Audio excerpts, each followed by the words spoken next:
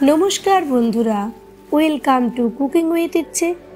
आज আমি আপনাদের সাথে শেয়ার করব একেবারে ঘরোয়া উপাদানে তৈরি চারটে ভিন্ন স্বাদে দইয়ের রেসিপি। এই রেসিপিটা বানানো যেমন সহজ তেমনি এই রেসিপিটা বানাতে সময়ও কম লাগে। যারা নতুন দই বানাচ্ছেন তারাও আমার প্রসেস ফলো করলে খুব সুন্দরভাবে বাড়িতেই দই বসিয়ে নিতে পারবেন। তাহলে চলুন আমরা রেসিপিটা শুরু করি। আর রেসিপি বানাবার আগে বলি ফুল ভিডিওটাকে দেখবেন, তাহলে কিন্তু বুঝতে পারবেন রেসিপিটা আমি কিভাবে বানাচ্ছি। এখানে আমি নিয়ে নিয়েছি মাটির চারটে এরকম পাত্র। জলে এটাকে ভিজিয়ে রাখবো মোটামুটি 15-20 মিনিট, যাতে করে এটা ভালোভাবে জলে ডুবে যায়। আরও অল্প জল দিয়ে দিলাম। ভালো করে কিন্তু অবশ্যই এটাকে জলে ডুবিয়ে রাখতে হবে, না হলে কিন্তু এটাতে দুধ দিলে তখন এটা অতিরিক্ত দুধটা টেনে নেবে। তাই অবশ্যই প্রথমবার যখন মাটির পাত্র ব্যবহার করবেন তখন এরকমভাবে একটু জলে ডুবিয়ে রেখে 15-20 মিনিট পরে পাত্রটাকে তুলে নিতে হবে। এখন আমি দই বসানোর জন্য এখানে বসিয়ে দিচ্ছি দুধ। দুধটা এখানে আমি একটু বেশি ব্যবহার করছি, এটা আমি অন্য কাজেও পরে ব্যবহার করব। এখানে আমার খুব একটা দই বানানোর জন্য দুধ লাগেনি, টোটাল 1 লিটার দুধ লেগেছে। বাকি আমি দুধটা অন্য কাজে পরে ব্যবহার করব। তো দুধটাকে প্রথমে যেটা করতে হবে সেটা হচ্ছে দুধটাকে ভালো করে গরম করে নিতে হবে। দেখতেই পাচ্ছেন দুধ উতলে উঠেছে। এখন এটাকে ঠান্ডা করে নিতে হবে গ্যাস থেকে নামিয়ে। এদিকে মাটির পাত্রগুলোকে আমি রোদে রেখে দিয়েছি, যাতে করে এগুলো পুরোপুরি শুকনো হয়ে যায়। এখন চলে যাব আমাদের দই বানানোর পরবর্তী পর্যায়ের জন্য। ততক্ষণ এগুলো ভালো করে শুকনো হতে থাক। নিয়ে নিলাম কড়াইয়ে আমি চিনি আমি মোটামুটি ছোট চামচে 3 চামচ নিয়ে 1 চামচ দিয়ে দিলাম জল। এখন ভালো করে এটাকে ক্যারামেল করে নিতে হবে। এরকম ভাবে মাঝে মধ্যে নেড়ে ছেড়ে এটাকে একেবারে ক্যারামেল করে নেব। তবে আপনি চাইলে জলটা না দিয়ে শুধু চিনিরও ক্যারামেল বানিয়ে নিতে পারেন। তবে যারা নতুন বানাচ্ছেন অল্প অবশ্যই জল দেবেন, তাহলে কিন্তু ক্যারামেলটা আপনাদের পুড়ে যাবে না। আর আঁচটা কিন্তু আমি একেবারে কম করে রেখেছি, মাঝে মধ্যে একটু করে মিডিয়াম ফ্লেম করে দিচ্ছিলাম। এখন খানিকক্ষণ এরকমভাবে অল্প একটু নেড়ে চেড়ে ক্যারামেল যখন হয়ে যাবে তখন এটার মধ্যে আমি আমাদের যে দুধটা ফোটানো আছে সেটার থেকে অল্প একটু দুধ এটার মধ্যে দিয়ে দেব। আমি এখানে 1 গ্লাসের মতন দুধ এটার মধ্যে দিয়েছি। আর ভালো করে এটা এখন একসাথে মিশিয়ে নেব।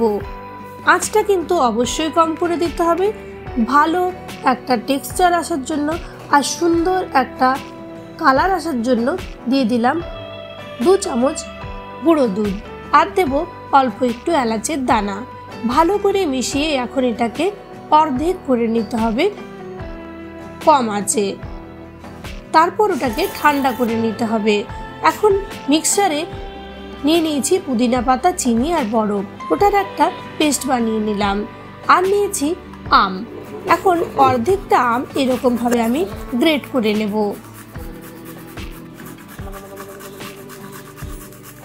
আপনি যেমন পরিমাণে দই বানাবেন সেই পরিমাণে আমটা গ্রেট করে নেবেন। তারপর ছাঁকনির সাহায্যে আমের রসটা বের করে নেব। রসের মধ্যে দিয়ে দেব আমাদের আগের থেকে ফোটানো ঠান্ডা করে রাখা দুধটা। তারপর দুধটা দিয়ে ভালো করে অল্প মিশিয়ে অল্প দিয়ে দেবো পুদিনা পাতার পেস্ট।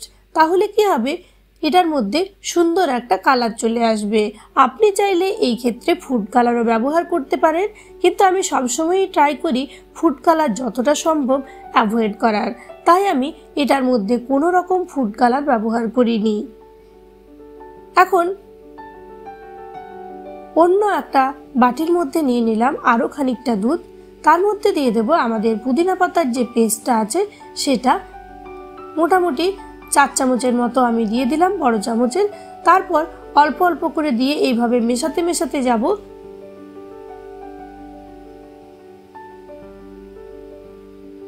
দেখুন এটার কিন্তু কালারটা চেঞ্জ হচ্ছে আর পুদিনার সুন্দর একটা গন্ধ এটার মধ্যে চলে আসবে। অল্প অল্প করে এরকম ভাবে মিশিয়ে আমি এটাকেও রেডি করে নেব। আর দুধগুলোতে অবশ্যই ঠান্ডা অবস্থাতে উপাদানগুলো মেশাবেন, না হলে কিন্তু দুধটা কেটে যেতে পারে।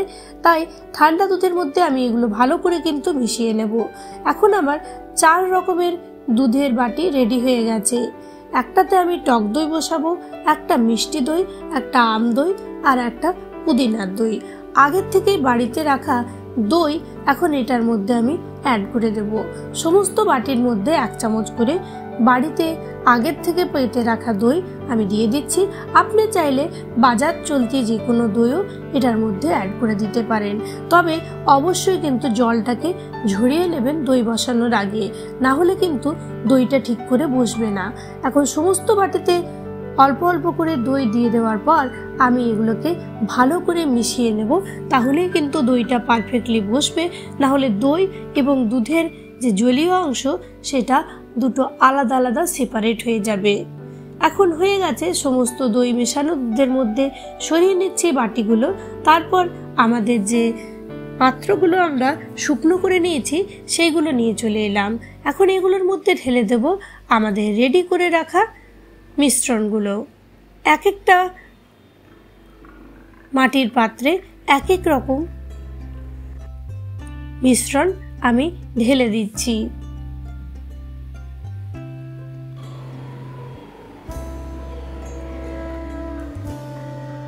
সমস্ত মিশ্রণগুলো এরকম ভাবে আমি এই পাত্রগুলোতে ঢেলে দিচ্ছি।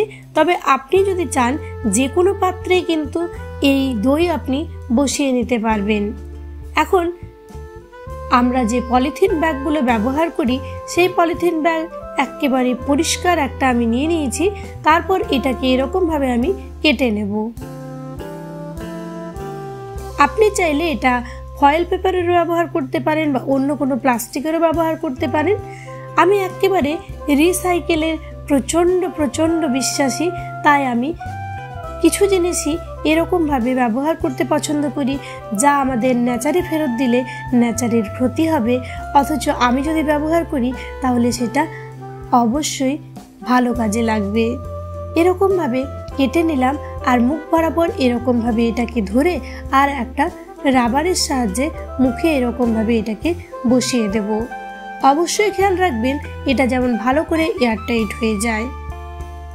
সমস্ত পাত্রগুলোকে আমি এরকমভাবে আটকে দেব। আপনি চাইলে যে কোনো ঢাকনিও কিন্তু এটার মধ্যে বসিয়ে দিতে পারেন, কিন্তু এরকমভাবে মুখটা বন্ধ করে নিলে অনেক তাড়াতাড়ি করে দইটা বসে যাবে।